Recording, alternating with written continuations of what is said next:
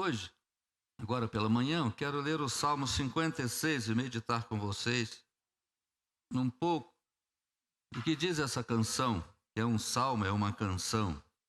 Ao mestre de canto, segundo a melodia, a pomba nos terebintos distantes, hino de Davi, quando os filisteus o prenderam em Gate. O fundo histórico desse salmo, que é um hino que Davi compõe, está lá em 1 Samuel, capítulo 21, quando Davi, fugindo de Saul, depois de ter um encontro com um sacerdote na casa dele, comer do pão, ele disse: eu não quero mais lutar contra Saul, não quero mais lutar contra o exército de Israel, eu vou seguir a vida. E pede um asilo ao rei Aquis, que é o rei da cidade de Gate, um rei dos filisteus, o povo que ele mais combatia. Ele vai lá em Aquis e pede asilo.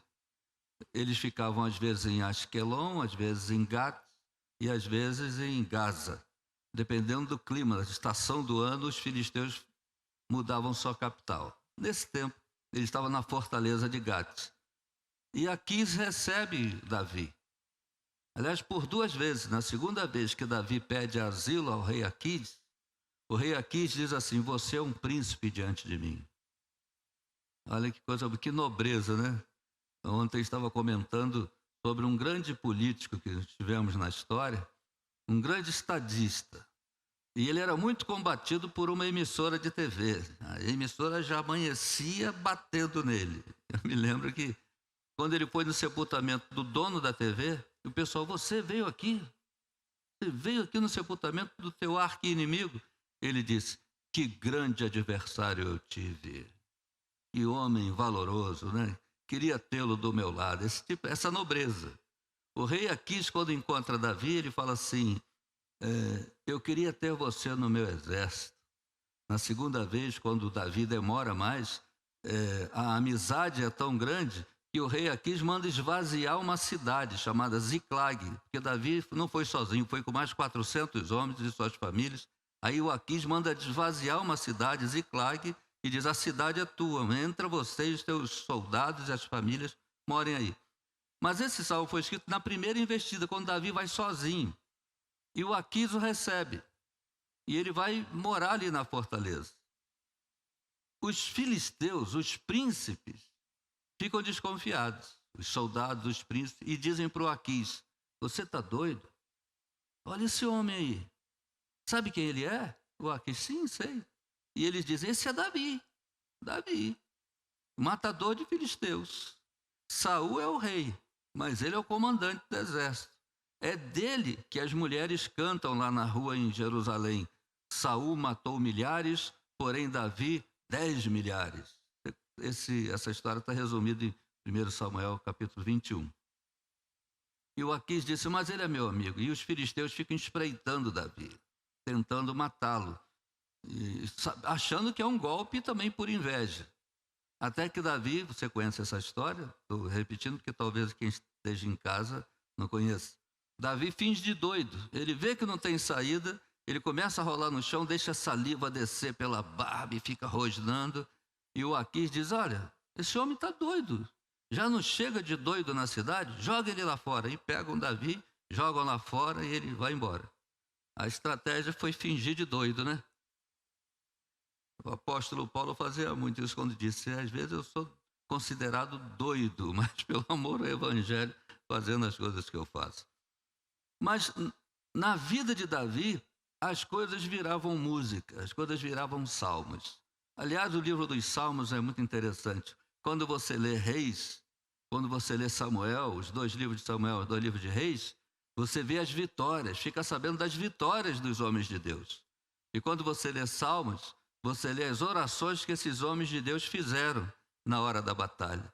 E às vezes orações, muitas vezes a maioria delas, particulares, secretas, pessoais, chorando. Os salmos não foram escritos na suíte presidencial do Palácio Real, lá no ar-condicionado. Foi muitos deles na gruta de Adulão, na tinta e borrado pela lágrima ali. Davi escreve esse salmo quando ele passa por essa situação. São as orações que os valentes fizeram na intimidade. Às vezes dizendo, Senhor, eu estou morrendo de medo, não sei o que fazer, mas a tropa não pode saber disso. Me ajude, me dê um caminho. Esse tipo de oração, essa situação brota nos Salmos. E agora sim, então, com esse pano de fundo, lá na cidade de Gate, vamos ver o que o coração de Davi produziu. Ele diz assim: tem misericórdia de mim, ó Deus, porque os homens querem me destruir. Todo dia eles me oprimem e lutam contra mim. Os meus inimigos sempre querem me destruir. São muitos os que atrevidamente me combatem. Quando eu ficar com medo, hei de confiar em ti. Em Deus, cuja palavra eu exalto, neste Deus ponho a minha confiança e nada temerei. Que me pode fazer um mortal? Todo dia torcem as minhas palavras. Os seus pensamentos são todos contra mim para o mal. Ajuntam-se, escondem-se, espionam os meus passos, como aguardando a hora de me tirarem a vida. Dá-lhes a retribuição segundo a sua iniquidade. Derruba os povos, ó Deus, na tua ira. Contaste os meus passos quando sofri perseguições. Recolheste as minhas lágrimas no teu odre. Não estão elas inscritas no teu livro? No dia em que eu te invocar, os meus inimigos baterão em retirada. Uma coisa eu sei, que Deus é por mim. Em Deus cuja palavra eu louvo, no Senhor cuja palavra eu louvo, neste Deus ponho a minha confiança e nada temerei. Que me pode fazer um simples ser humano? Os votos que fiz, eu os manterei, ó Deus. Trarei as ofertas de ações de graças, pois da morte livraste a minha alma. Sim, livraste da queda dos meus pés, para que eu ande na presença de Deus, na luz da vida. Amém. Olha a situação do Davi.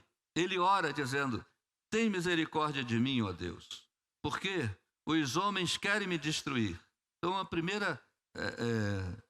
primeiro sinal, a primeira característica daquela situação é que ele está no meio de gente que quer destruí-lo. O pensamento deles não é de paz. O pensamento dos adversários é destruir Davi. E como é que eles vão fazer? De qualquer modo. De qualquer modo que aparecer. Ele diz assim, ó, eles querem sempre me destruir. Verso 2. São muitos os que atrevidamente me combatem. Olha que atrevidamente. Quando alguém combate alguém no campo de batalha, é um combate.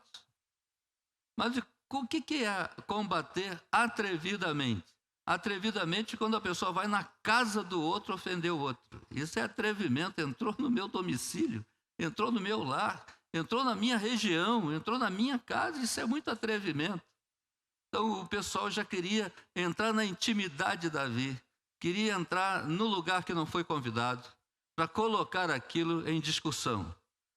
Talvez você já tenha passado por isso alguma vez na vida, às vezes até dentro de família, a pessoa que atrevidamente entra na sua intimidade para te combater, para expor, às vezes, alguma coisa que você contou para o outro. O meu pai sempre dizia uma coisa interessante: se alguém te contar um segredo, guarda. E se esse alguém virar teu inimigo, continue guardando o segredo. Porque tem a ver com o teu caráter. Você disse que ia guardar o segredo, tenha honra, guarde. Nunca use isso contra ninguém. Normalmente as pessoas, você confidencia alguma coisa, quando a pessoa vira teu inimigo, aquilo vira uma arma, um trunfo, e a pessoa vai usar. O inimigo, se não tiver caráter, ele vai usar. Ele vai ser atrevido, vai combater atrevidamente contra você. Ele diz assim, quando eu ficar com medo, hei de confiar em ti. Ele já estava com medo. E em Deus cuja palavra eu exalto, nesse Deus ponho a minha confiança e nada temerei. Quem me pode fazer um mortal? Você vê que o verso 3 e 4 está diferente, está separado. Na NAA está separado por espaços diferentes. Na RC, na RA, que você deve ter aí, o verso 3 está em negrito.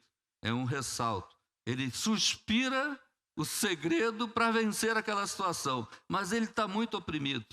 Ele está muito pressionado. Ele diz, eu estou dentro da fortaleza, Eles vão me matar aqui dentro. Me dê uma ideia, Senhor, me dê uma estratégia. Porque olha como o inimigo combate contra ele. Verso 5. Todo dia torcem as minhas palavras. O diabo, ele não vai, assim, às vezes, confrontar você.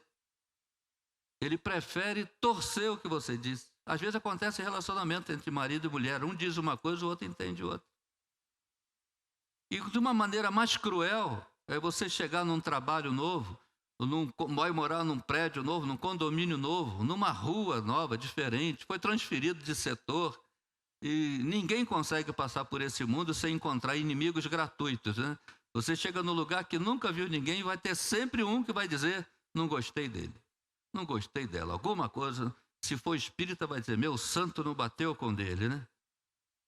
Alguma coisa. E tem gente que leva um tempo para depois, quando te conhecer melhor, diz assim, poxa, quando te vi, não gostei. Olha como eu estava equivocado. Mas esse tempo do equívoco, a pessoa persegue. E o diabo torce a palavra. Um diz uma coisa e o outro entende outra. Se você acha que ele faz isso há pouco tempo, ele faz isso até com a palavra de Deus. Ele disse para Eva assim, por que você não come desse fruto? Não, Deus falou para não comer desse fruto. Não, não foi isso que ele disse. Você entendeu mal. Ele disse. Aí ele torce a palavra. Se você comer, vocês vão ficar igual ele. Deus. E aí ele, só isso. Falou, o quê? Você não queria ter um marido? Deus? Olha aí, a chance é essa. Ele não combateu Deus, ele falou, você que entendeu errado. De onde nascem as seitas heréticas? De dentro da Bíblia. Pessoas que torcem o texto bíblico e criam suas seitas, criam suas religiões. E Davi disse, eu falo e eles torcem tudo que eu disse. Uma das leis do direito, né, um dos parâmetros, diz o seguinte, a quem acusa cabe o ônus da prova. Se eu acuso você, eu tenho que provar que você fez. Mas parece que no Brasil e algumas instituições, às vezes na igreja também, vamos lavar roupa suja em casa, né? Às vezes na igreja, alguém te acusa e vai embora, vai dormir, vai descansar, vai passar. E você que fica no inferno existencial tentando provar que é mentira. Já pensou a situação? A pessoa acusa que você fez isso e vai embora. E fica todo mundo, olha aí, você está acusado, o que você tem a dizer? Como é que você vai provar que você não fez? Porque se a pessoa fez, ela diz, não, eu fiz. Ou confessa, ou chama, fulano estava comigo e viu o que eu fiz. Se for um caso de confissão. Mas se você não fez, como é que eu provo que eu não fiz? Como é que eu provo que eu não estava? Tem que arrumar um álibi. Alguém que garanta que eu não estava na sua casa naquele dia, naquele horário. E se você simplesmente estava andando na rua, não, você estava em tal lugar, eu te vi, foi você que fez. Tenta provar que você não fez. E a pessoa que acusou fica em paz. Quem perde o sol nem a fome é a vítima que foi caluniada. Davi disse, eles fazem isso comigo. Eles dizem o que eu não disse. Eles torcem a minha palavra, colocam palavra na minha boca. Bom, isso é no tempo de Davi, né? Hoje em dia não tem mais isso, né? Então eu estou falando para o auditório certo, né? Davi disse essa estratégia deles. Eu acho interessante, depois do caso passado, a gente ri, né? Como algumas situações parecem até aquele programa do Chaves, quando a pessoa tem que provar que não fez, que não estava lá. E onde você estava então? Eu estava andando na rua. Aonde? Tem alguém que viu você? Estava em frente a qual loja? Em frente a qual ponto de ônibus? Estacionado onde? Tem alguém que garante que você estava lá? Meu Deus. Virou Chaves. O Chaves disse para o Kiko, o homem invisível está aqui. E o Kiko falou, como é que você sabe? Eu não estou vendo ele. Vira Chaves, né? Depois que passa é engraçado. Não, na hora, para provar que o homem invisível está ali. O Davi disse, olha, esse é o inferno. É que eles torcem tudo que eu falo. E diz aí, voltando aqui no verso 1, ele diz assim, porque os homens querem me destruir, todo dia eles me oprimem. Veja como é que está na sua Bíblia. É o verso 1. Me oprimem e lutam contra mim. Está assim, todo o dia. Por que não está todo dia? Tem o. É que ele escolhe aquele dia. Que o diabo sabe que se ele te oprimir todo dia, você já acorda de joelho, já acorda orando. E quem está oprimido, quem está de boa, quem está tudo bem, acorda de manhã, às vezes nem lembra de orar. E se lembra, diz assim, Senhor, abençoa esse dia. Mas quando está oprimido, como é que faz? Senhor, abençoe cada minuto desse dia. A pessoa fraciona o dia porque ele está precisando de oração. O diabo não quer isso, por isso ele não te oprime todo dia. Ele escolhe um dia. Aquele dia que você está mais desprevenido e aquele dia ele te oprime o dia todo. Ninguém aqui nunca passou por uma situação de dizer assim, não devia ter saído de casa hoje. Tenho a impressão que hoje vai ser aquele dia. Foi o dia escolhido para dar tudo errado, né? Todo o dia, eles escolheram aquele dia e concentraram toda a carga. Falaram assim, hoje ele cai. Concentraram a carga sobre Davi. E nessa artimanha, torcendo a palavra. Verso 6. Ajuntam-se, escondem-se, espionam os meus passos, como aguardando a hora de me tirarem a vida. É Davi passando, e ele olha com o rabo de olho, e atrás de uma coluna tem um filisteu olhando. Ele entra num lugar, olha mais ou menos, tem um outro lá atrás. Aquela situação, o cara está lendo o jornal, olha, aí quando o outro olha, ele está vigiando. Ô, irmão, eu vi você em tal lugar assim, assim. E se for um lugar suspeito, aí que dá mais ibope, né? Ele fala, estou ali, tentando pegar onde que ele vai, onde ele frequenta, onde ele anda. É o Davi andando e as câmeras dos inimigos acompanhando. Parece aquele programa de televisão, mas acompanhando para ver, espionam. Com a intenção de dar cabo, esperando a hora certa. Espionam os meus passos.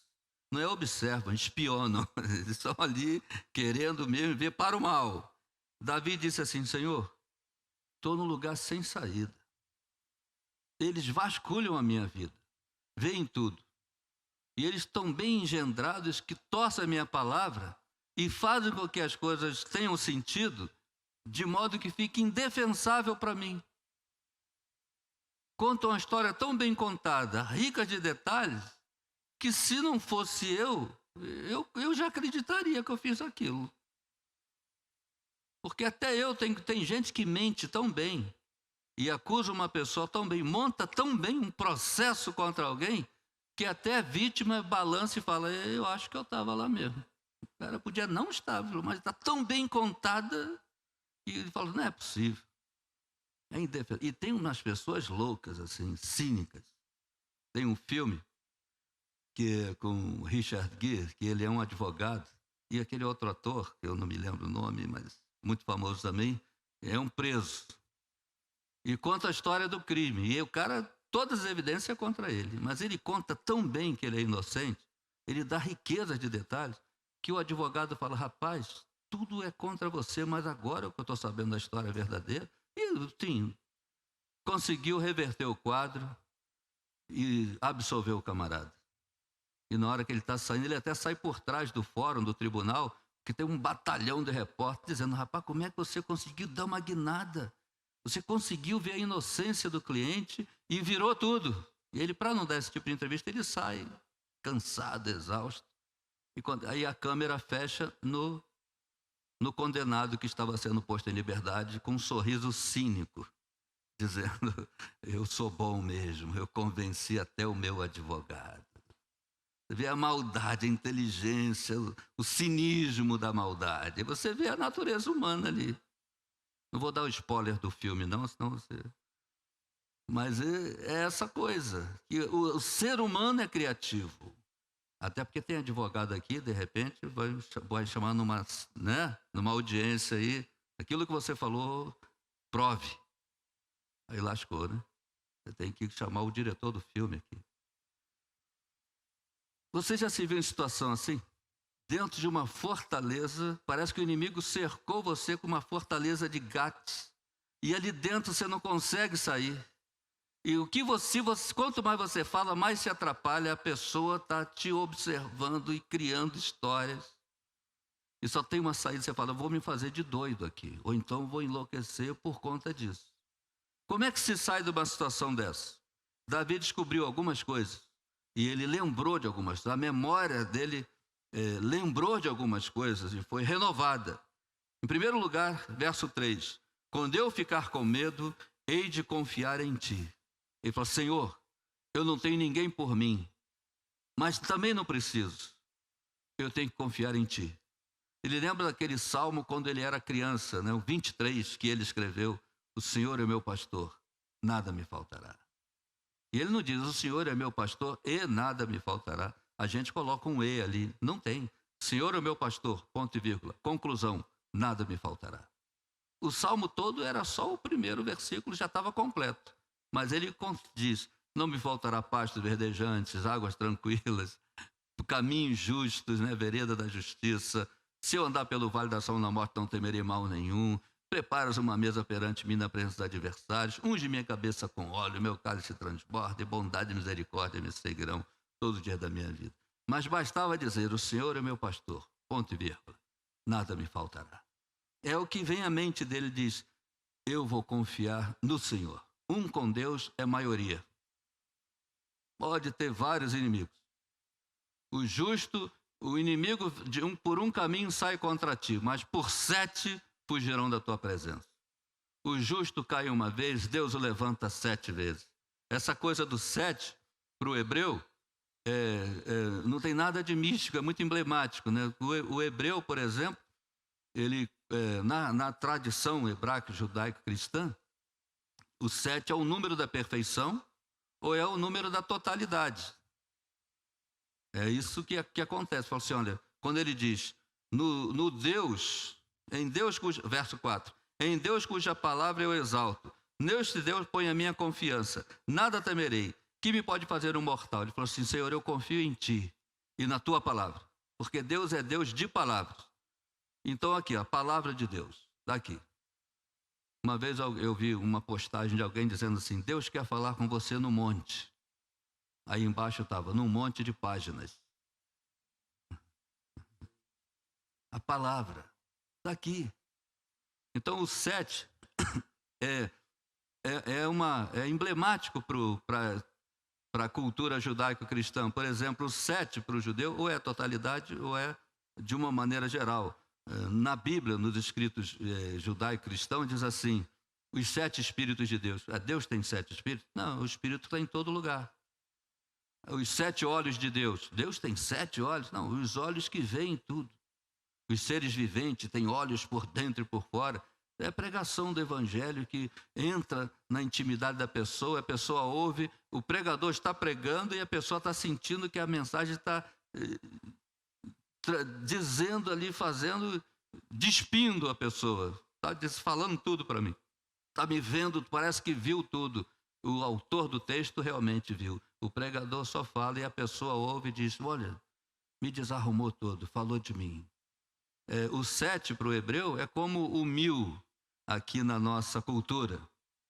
Lá, eu estava pregando num lugar sobre o cântico de Ana e falei que o cântico, Ana queria ter um filho, ela era estéril, e teve um filho, Samuel, e ela dedicou ao Senhor.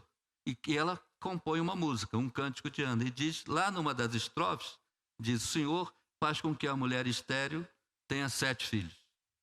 E aí uma pessoa da minha igreja fez a conta, porque depois que ela entregou Samuel para ser criado no templo, ela ainda teve 3 filhos e 2 filhas. Então 5, mais o Samuel 6. E na música diz 7. E uma pessoa que estuda muito a Bíblia, ela disse, pastor, está errado aqui. Ela disse que a música, que tem 7, na música tem 7, mas ela só teve 6.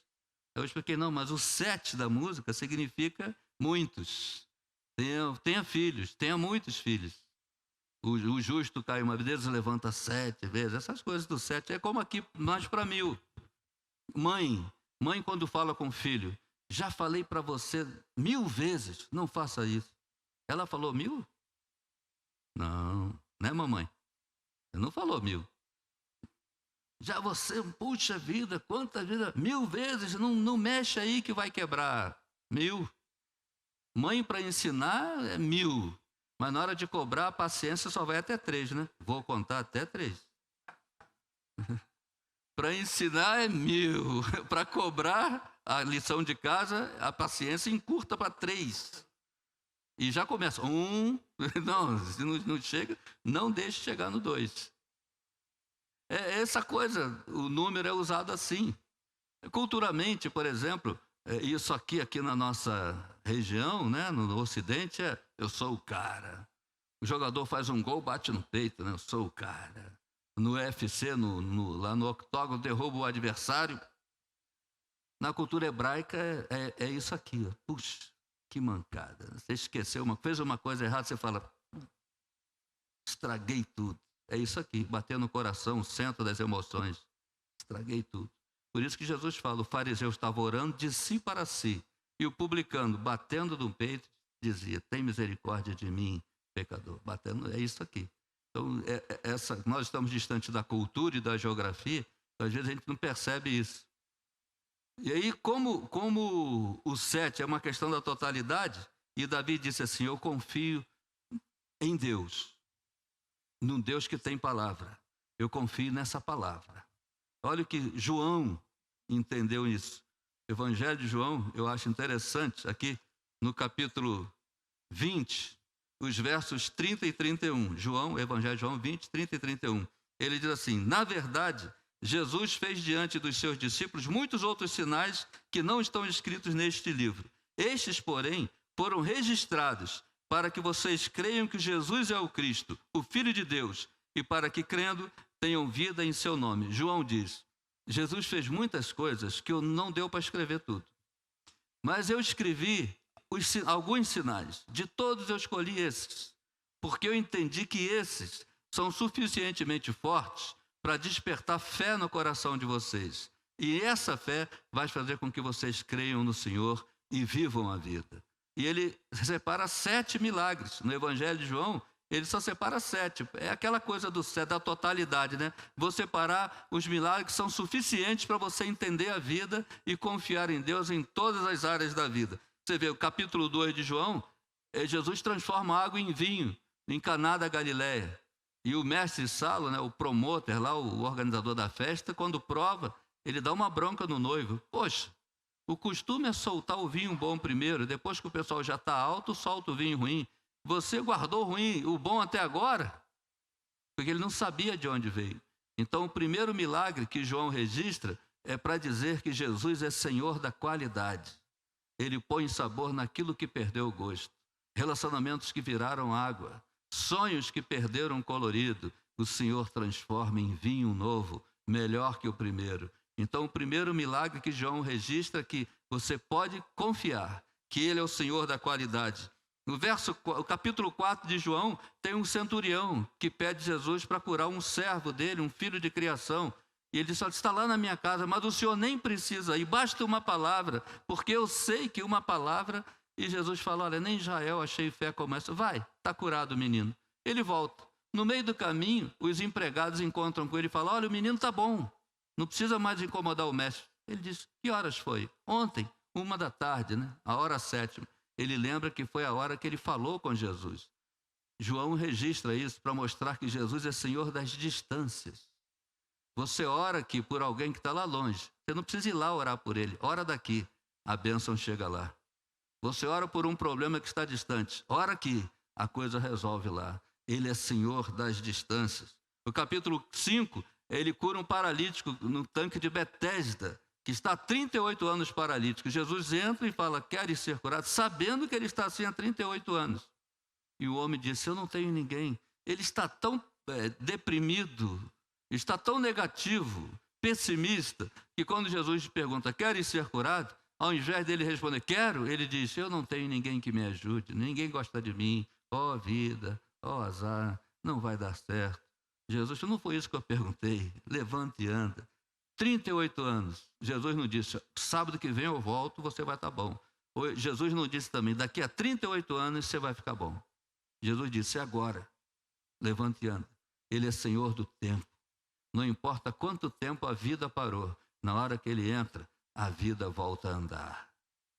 A coisa toma jeito.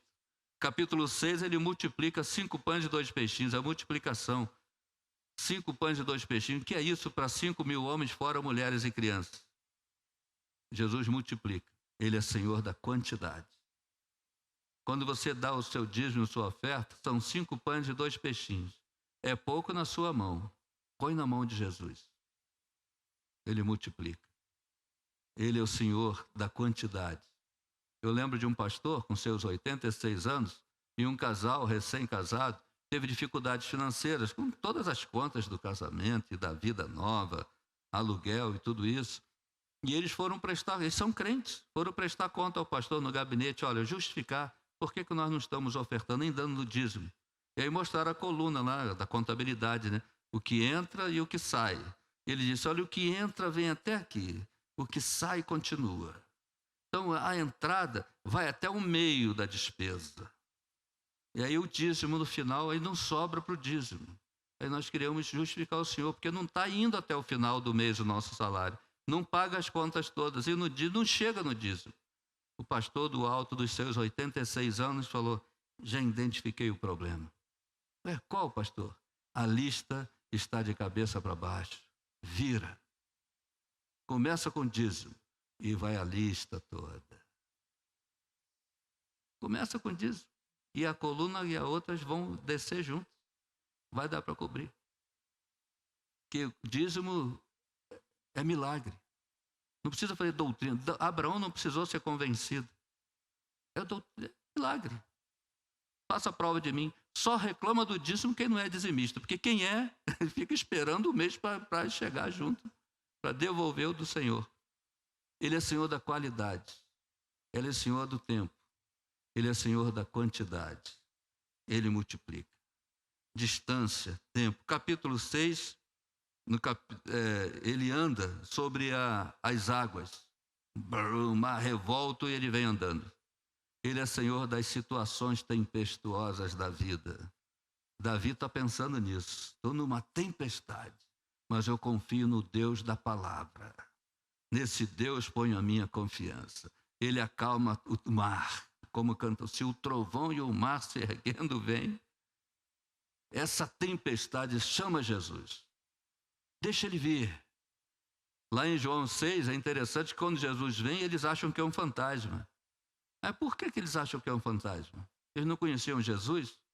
Aí se você continua lendo o texto, diz assim, no dia seguinte, a multidão foi para ali, e queria mais pão, mas não tinha mais ninguém, porque eles já tinham passado por outro lado. Não encontraram ninguém, a não ser o barquinho que eles tinham deixado para Jesus, mas Jesus não embarcou neles. Veja só, os discípulos planejaram a vinda de Jesus, deixam um barquinho para eles. Eles estão esperando um Jesus que vem remando. E como ele vem do jeito dele, andando sobre as águas, eles acham que é fantasma. Nós somos craque em deixar barquinho para Jesus, né? Senhor, só aceito se for assim. Senhor, daquele jeito, daquela cor. O Paul Yong-Cho, com aquele quarta dimensão, né, envenenou muita gente. Quando você orar, descreva tudo, os detalhes para Deus. Deus tem que ver o detalhe do que você está pedindo. Como se Deus fosse míope ou fosse abobado. Se você não disser certo, ele vai te dar errado.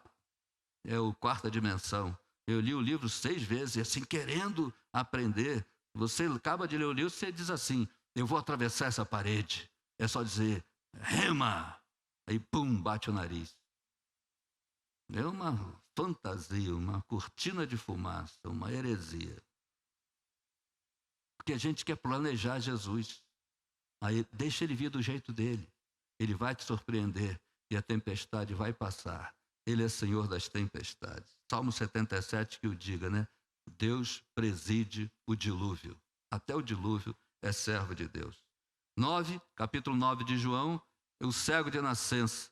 Quem pecou para que ele nascesse cego? Os discípulos crentes, mas como no judaísmo tem uma tendência espírita, quando viram o cego de nascença, os discípulos perguntam a Jesus, quem pecou para ele nascer cego? Ele ou seus pais? Isso é, ele pecou em outra vida e nessa vida veio cego? Ou seus pais pecaram que tiveram um filho cego para pagar os pecados? Jesus falou, besteira, nem uma coisa nem outra. O homem só nasceu cego e é para que se manifeste nele a glória de Deus e cura o homem. Vai ao tanque de Siloé e lava-te. Passou lodo, ele foi, lavou-se e voltou vendo. Quem fez? De quem é a culpa? Essas questões filosóficas, existenciais, Jesus é Senhor. Ele diz, ninguém. É porque daí vai sair um milagre. A glória de Deus vai se manifestar nisso aí. E, em último lugar, o 7º milagre de João, capítulo 11, João 11, a ressurreição de Lázaro, dizendo que ele é o Senhor da vida. Então, quando João registra esses 7 milagres, ele está dizendo, atinge todas as áreas da vida. Pode acreditar que Jesus sabe, e ele é especialista em cada situação pela qual você está passando. Davi descobre isso e diz, quando eu tiver medo, eu vou invocar o Deus, mas não o Deus dos filisteus, não Baal, o Deus da palavra. No Senhor cuja palavra eu louvo, nesse Deus ponho a minha confiança. E eu vou repetir, Deus quer falar com você no monte de páginas. O Deus da Bíblia é o Deus de verdade. Caminhando para o final, verso 8. Contaste os meus passos quando sofri perseguições. Recolheste as minhas lágrimas no teu odre. Não estão elas inscritas no teu livro? É bonito esse verso 8 aqui. Se você pergunta para mim o que é lágrima, eu vou dizer água e sal. Se você pergunta ao médico, ele vai dizer, evidentemente, de forma mais elaborada. Mas pergunte a Jesus o que é uma lágrima. Ele vai dizer, é uma enfermidade, é um filho rebelde, é um relacionamento quebrado, é uma traição, foi uma humilhação sofrida. Jesus sabe o que provocou a lágrima, o que a lágrima fala. Jesus ouve a oração das lágrimas, a oração que não tem palavra, mas diz tudo. E mais, ele considera a nossa lágrima precioso. O vidrinho de perfume, odre, ele recolhe a nossa lágrima, naquele vidrinho de líquidos preciosos. E anota, não estão elas inscritas no teu livro? Deus anota cada coisa, cada motivo pelo qual você chorou. E quando você consagra essa lágrima a Ele, quando você oferece essa lágrima a Ele, Senhor, eu te ofereço essa tristeza, me abençoa nisso. Eu te consagro essa lágrima. Ele transforma lágrimas em resposta de oração. Ele devolve a lágrima como oração respondida. Quem sai andando e chorando enquanto semeia, voltará com júbilo, trazendo os seus feixes. A lágrima é oração. Transforme o seu choro em oração e veja o que acontece. Até a lágrima que secou no rosto, o Senhor anotou. E Ele sabe. Ele sabe por que você chorou. E Ele devolve em orações respondidas. Os magos do Oriente, quando Jesus nasceu, trouxeram lá, ele já tinha lá seus 2 anos, eles conseguem chegar em Belém, na casa, já não era mais no estábulo, entram na casa e viram um menino com sua mãe e entregam seus presentes, ouro, incenso e mirra. O presente fala tudo. Ouro é o presente que se dá para um rei. Então, quando os magos do Oriente trazem ouro para Jesus, eles estão querendo dizer, esse menino é rei. Incenso. Ninguém dá incenso de presente, ninguém dá incenso para os outros. Incenso era um instrumento, artefato do culto. O templo era cheio de incenso, até para neutralizar os odores da matança de animais. Começava às 6 da manhã e até 6 da tarde. Imagine meio-dia, como é que já estava aquele sangue que já foi, aquele cheiro, o incenso. E o incenso é considerado a oração, que levava os sacrifícios perfumados para Deus. Esse é o simbolismo do incenso. Leva os sacrifícios, a fumaça do sacrifício vai perfumada para o Senhor. Por isso que nós oramos, receba o nosso culto como um aroma suave. Vem dessa cultura de perfumar o culto. Quando os magos trazem incenso para Jesus, eles estão dizendo, esse menino é Deus. Eles sabiam que aquele menino seria rei, sabia que aquele menino é Deus. Mas mirra. Mirra, ninguém dá mirra de presente. Mirra é usado para embalsamar. Você leva mirra no sepultamento de um amigo. No velório, levavam mirra, olha, aqui para ajudar, embalsamar, porque bota para perfumar, porque vai desintegrar o corpo, vai apodrecer, putrefação, e o cheiro mau, então, bota mirra. Quando os nobres, Lázaro, coitado, foi só enfaixado, e o pessoal, já cheira mal, né? Tirai a pedra, Senhor, mas já cheira mal, porque não foi embalsamado, não tinha dinheiro para mirra. Os nobres é que são embalsamados com mirra. Quando os magos trazem esse presente, eles dizem: esse menino vai morrer como um nobre. Presente, mirra você dá na hora do choro, do sepultamento. Hoje nós não temos ouro, incenso e mirra. O que nós oferecemos a Jesus? O ouro é o melhor de mim. Eu te ofereço, Senhor, o melhor de mim. Incenso, eu te ofereço o meu culto e a minha adoração. E mirra, eu te ofereço as minhas lágrimas, meus momentos de tristeza. Eu vou chorar nos teus pés. A minha lágrima vai ser minha oração nos teus pés. Ele conta, ele escreve, ele responde. Davi disse: eu vou chorar aos pés do Senhor. É nele que eu tenho que confiar. E ele diz ainda mais: em Deus cuja palavra eu louvo, verso 10. No Senhor cuja palavra eu louvo. Neste Deus ponho a minha confiança e nada temerei. Que me pode fazer um simples ser humano, um simples mortal? Davi diz: olha, do que eu tenho medo? Se minha confiança está naquele que fez os céus e a terra, como diz o Salmo, o Senhor fez os céus e a terra, tudo é dele. Eu vou temer um ser humano? Eu vou temer uma emboscada? Minha vida está nas mãos daquele que está acima de tudo. Esse salmo, a mensagem central dele é confiança em Deus. Nesse mundo caído, nesse mundo de emboscadas, nesse mundo de conspirações e de calúnias, você e eu não estamos livres disso. Quando Jesus diz para os discípulos: eis que vos envio como ovelhas para o meio do lobo, parece uma missão suicida. Que chance que tem a ovelha no meio dos lobos? Mas a missão não era brigar com o lobo. A missão era continuar sendo ovelha. É viver no meio dos lobos e não virar lobo. Continuar sendo ovelha. Essa é a missão. É viver nesse mundo caído como crente e no meio de tantas conspirações, continuar crente. Continuar honesto, sincero, chorando nos pés do Senhor. Não sendo vingativo, não me lobificando, não me tornando lobo, não fazendo parte da matilha, mas mantendo o testemunho e a confiança em Deus. Essa é a santa conspiração. É isso que vence. É chorar aos pés do Senhor, confiar na palavra do Senhor, nesse Deus cuja palavra eu louvo e que eu exalto, nesse Deus ponho a minha confiança e não vou temer seres humanos iguais a mim. E ele diz, concluindo: e os votos que fiz eu manterei, ó Deus. Trarei ofertas de ações de graça, pois da morte me livraste a alma. Sim, livraste da queda dos meus pés, para que eu ande na presença de Deus, na luz da vida, quer dizer, numa vida clara, numa vida iluminada, numa vida transparente, na luz da vida. Eu não vou andar, não vou responder à vida com emboscada, eu não vou responder às conspirações com cinismo, eu não vou me tornar um igual, eu não vou usar as mesmas estratégias, eu vou andar na luz, eu vou continuar sendo servo de Deus na luz. Toda arma forjada contra ti não prosperará, e qualquer língua que se levantar contra ti em juízo, tu a condenarás. Deixe Deus defender você. Fique em paz, ande na luz, chore aos pés do Senhor e confie no Deus da palavra e na palavra de Deus. Essas são as nossas armas, essa é a estratégia do crente, esse é o caminho da vitória, isso é andar na luz da vida.